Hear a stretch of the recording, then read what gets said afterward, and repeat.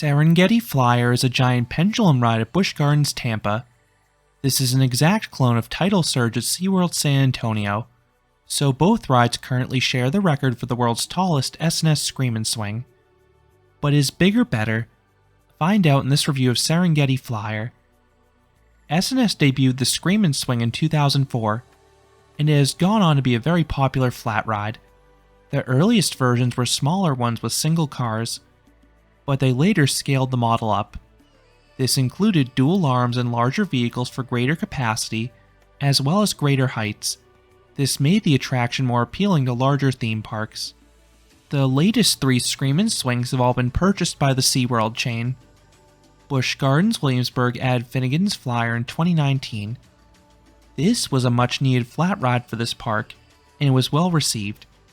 So SeaWorld looked to add additional ones to their parks. SeaWorld San Antonio added Tidal Surge in 2022.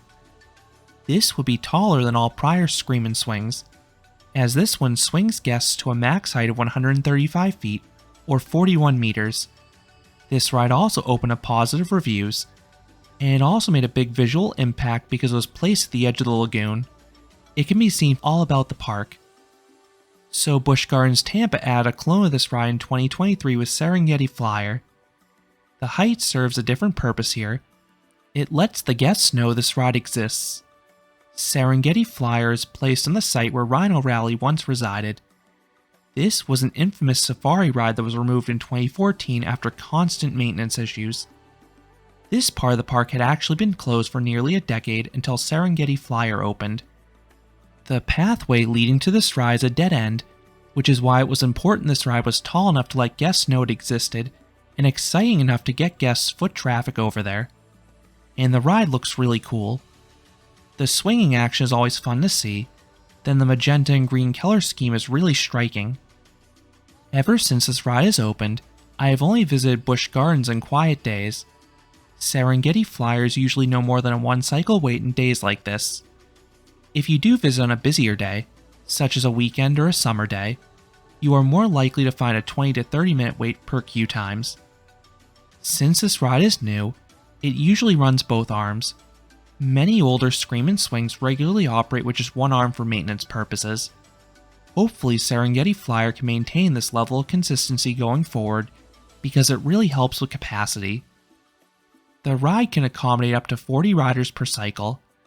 Each gondola has 2 rows of 10 sitting back to back. With some Scream and Swings, the side you sit on makes a major impact. This is usually the case when the ride is placed on the edge of a hill. Serengeti Flyer is placed on a flat plot of land, so the on-ride experience feels pretty similar whichever way you face. Both offer some nice views of the animal areas of the park, plus the coasters in the distance.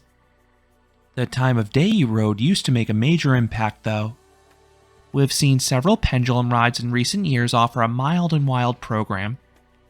This has most commonly been seen on Zamperla's inverting frisbees.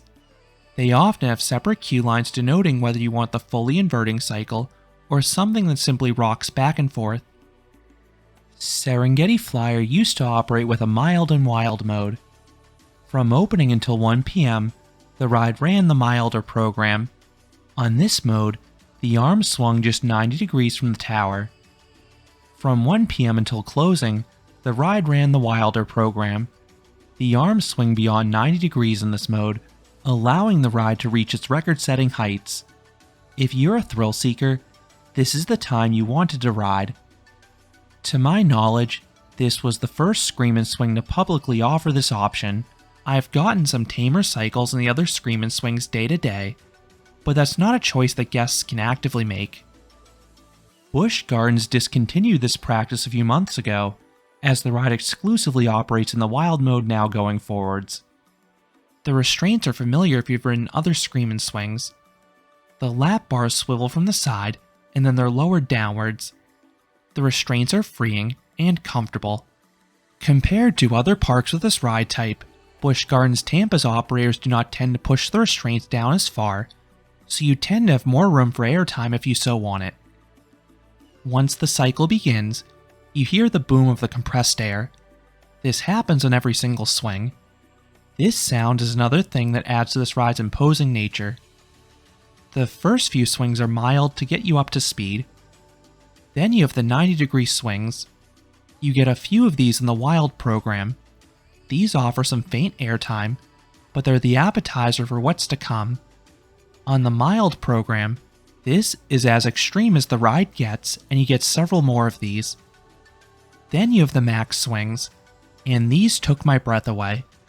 I have ridden plenty of Screamin' swings through the years, but these take the experience to the next level.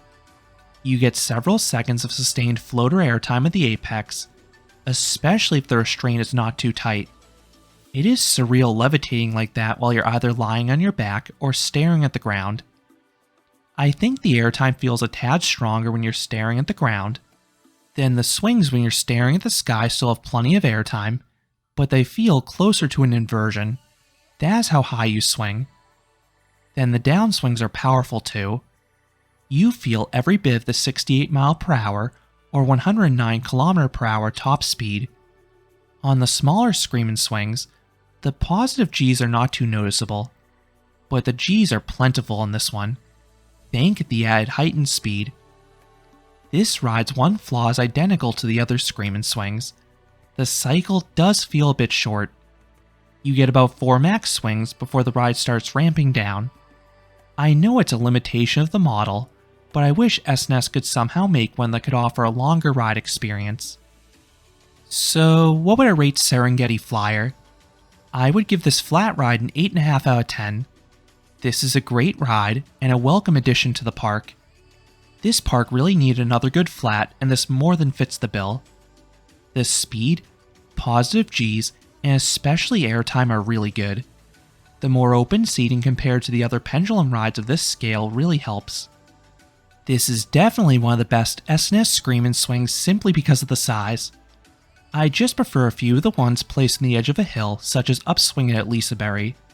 Those ones have better visuals. And I would take this ride over your average Frisbee ride given the more open seating configuration and subsequent forces. I am not sure if we'll see this model make its way to another SeaWorld park, but I would love to see the larger Screamin' swings make its way to some other parks across the globe. This model really has more oomph to it. This would be one of the best flat rides at most parks out there, and something I'd make a point to experience each visit. I am intrigued to see if more parks opt for the mild wild program like Busch Gardens, or if that'll be a one-off situation. So those are my thoughts on Serengeti Flyer, the newest flat ride at Busch Gardens Tampa. What are your thoughts on the supersized swing ride? Let me know down in the comments. If you enjoyed this review, I would appreciate it if you gave this video a like, and you consider subscribing, because there'll be a lot more roller coaster amusement park videos here at Canopy Coaster. Thanks for watching.